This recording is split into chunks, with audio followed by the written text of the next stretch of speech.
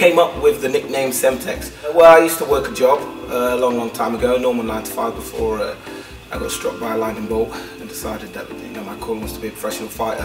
And my first few fights were quick and they were explosive. So and I was still working at the time, so me and my buddy, we were sat down at a computer and we were just messing around the computer looking for nicknames. So we just put an explosive into your search engine, and Semtex was the first thing that came up. So yeah, we went with that.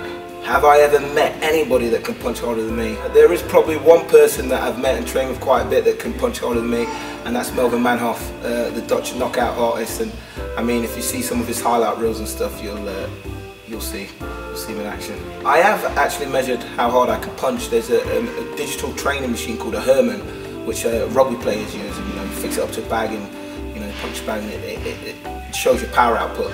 And I've done that. I can't remember exactly what it was, but I know it was something like a freight train.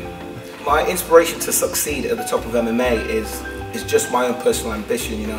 Ever since a little kid, I had dreams of being a ninja, and then my dreams were realised. Once I started training martial arts, and then my dreams were further realised when I figured I could get paid to be a martial artist and make a living and get some bills paid from it. And I think once I started competing and I saw how much better I was than everybody else with little effort, then my ambition grew to pursue it to the very, very top. The reason I chose MMA over boxing is because I want to be a ninja.